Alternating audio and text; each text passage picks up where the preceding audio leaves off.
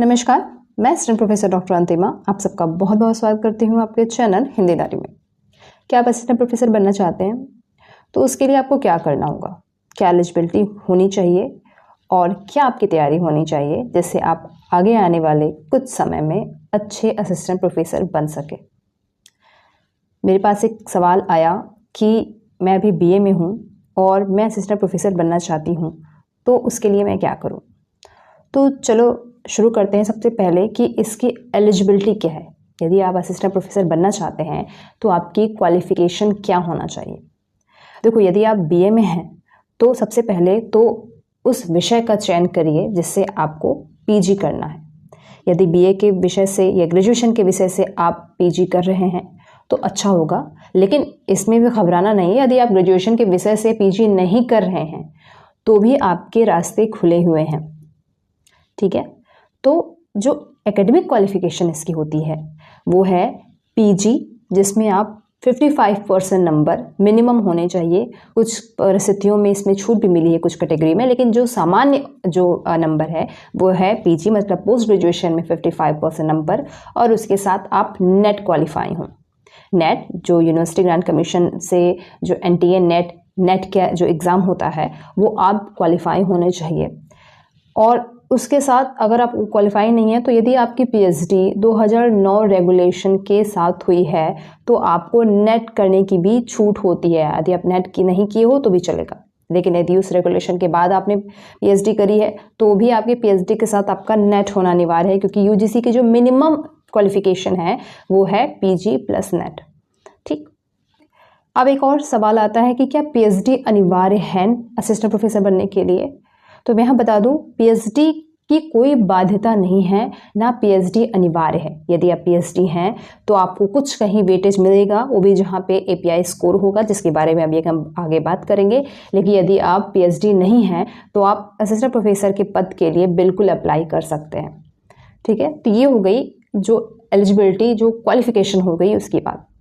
दूसरी बात, कहाँ कहाँ पे असिस्टेंट प्रोफेसर के लिए अप्लाई कर सकते हैं।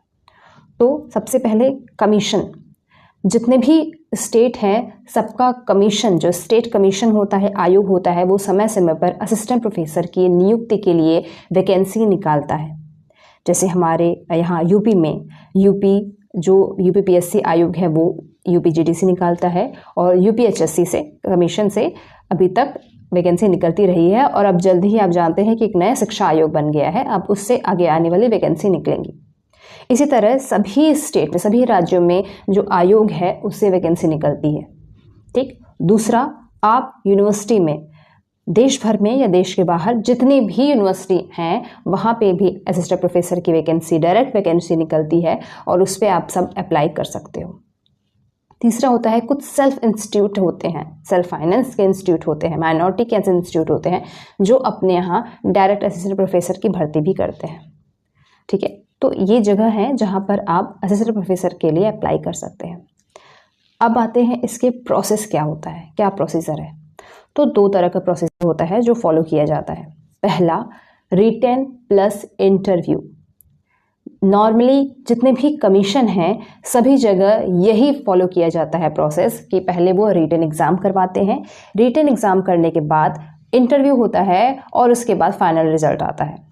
यह रिटेन एग्ज़ाम जो होता है उसकी जो कहीं ये स्क्रीनिंग भी टेस्ट होता है, और कुछ जगहों पे रिटेन एग्ज़ाम का नंबर ऐड किया जाता है। जैसे हमारे यहाँ UPHSC में रिटेन का नंबर प्लस इंटरव्यू का नंबर लेकर के मेरिट बनती है, फाइनल मेरिट, जबकि UPGDC में जो रिटेन होता है वो अभी तक जितना है वो स्क्रीनिंग में ही माना गया है। इसी तरह अलग अलग कमीशन में भी, लेकिन आपके दोनों का ही वैल्यू है, रिटेन प्लस इंटरव्यू दोनों एग्ज़ाम महत्वपूर्ण होते हैं। उसके बाद इंटरव्यू के बाद फिर फाइनल रिजल्ट आता है, और उसमें जो अंतिम जो सूची होती है इंटरव्यू के बाद, उसमें जो सूची में आपका नाम होता है तो आप फाइनल रूप से चयनित होते हैं, ठीक। दूसरा जो होता है वो होता है screening, API screening plus interview. API क्या होता है? API है एकेडमिक परफॉर्मेंस इंडिकेटर। जैसे यदि आपने कोई लेख लिखा है, कोई बुक पब्लिश हुई है आपकी, कोई अवार्ड है अलग से एक्स्ट्रा एकेडमिक, या फिर आपने कोई प्रोजेक्ट किया है, कोई माइनर कोई मेजर प्रोजेक्ट किया है, कोई प्रोजेक्ट असिस्ट कर रहे हैं, इन सब के अलग अलग नंबर है। इसी में PhD भी आता है, PhD में भी इसी के API के नंबर मिलते हैं। ये API जब भी आप फॉर्म भरोगे, जैसे यूनिवर्सिटी वगैरह में ये फॉलो किया जाता है प्रोसीजर।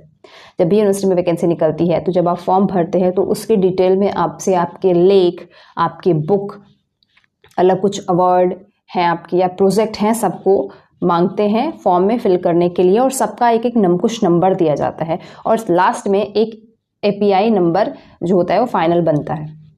और API नंबर के आधार पर स्क्रीनिंग की जाती है कि किसको बुलाना है, मतलब ऊपर से जिसका API अच्छा रहता है उसको कॉल करते हैं और उसके बाद इंटरव्यू में बुलाते हैं। यहाँ पर एक बात मैं बता दूं कि ऐसा नहीं है कि यदि आपके पास API नहीं है या फिर PhD नहीं है तो आप अप्लाई नहीं कर सकते हैं।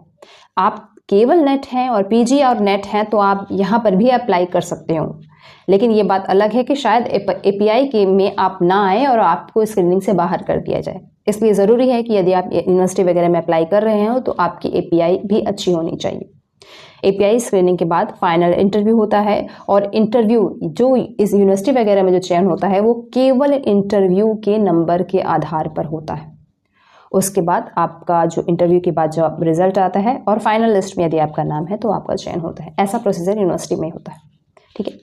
तो ज़्यादातर यही 2 प्रोसीजर जो है वो फॉलो किए जाते हैं। कुछ जगह ऐसे भी अभी तक थी कि सीधे इंटरव्यू ही ले लिया जाता था, लेकिन अब चूंकि यूनिवर्सिटी UGC काफ़ी स्ट्रिक्ट हो गई है इस चयन को लेकर के, तो वह उसने ये भी बताया है, UGC ने क्लियर किया है कि ये ज़रूरी हो कि ज़्यादातर कमीशन या फिर यूनिवर्सिटी रिटन एग्ज़ाम भी लें। तो अब चूंकि कुछ यूनिवर्सिटी में ऐसा हो गया है कि यूनिवर्सिटी भी असिस्टेंट प्रोफेसर के लिए एक स्क्रीनिंग रिटन एग्ज़ाम भी देती है और उसके साथ API भी देती है, फिर इंटरव्यू भी लेती है, ठीक है। तो ये 2 प्रोसीजर है, ठीक है। तो सामान्यतः असिस्टेंट प्रोफेसर बनने के लिए जो आपके फॉर्मेलिटी औपचारिकता होती है, आपको इन्हीं औपचारिकताओं से गुजरना पड़ता है। इसके अलावा बहुत सारे ऐसे और भी प्रश्न हैं जो आपके दिमाग में आ रहे होंगे। वैसे मेरे पास जितने प्रश्न अभी तक आए मैंने उसके आधार पर आपको इस इंटरव्यू में इस वीडियो में बताया है। उसके अलावा भी यदि आपके कोई प्रश्न आ रहे हैं असिस्टेंट प्रोफेसर के चयन से रिलेटेड, असिस्टेंट प्रोफेसर के पद से रिलेटेड, तो उस पर आप मुझसे सवाल कमेंट सेक्शन में या मेल पे पूछ सकते हैं।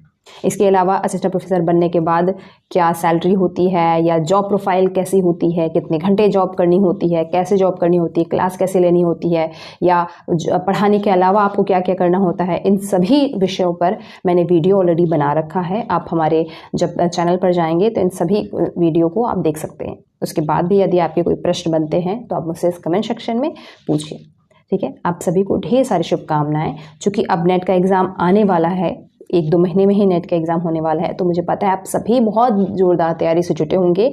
और ये बताने का लक्ष्य ही मेरा ऐसा था कि जब नेट का एग्ज़ाम दे रहे हो तो वो एक कहते हैं ना आखिरी दीवार है, उसको गिरा दिया तो असिस्टेंट प्रोफेसर का जो पद है ना, जो वैकेंसी है, वो आपके एकदम पास होगी।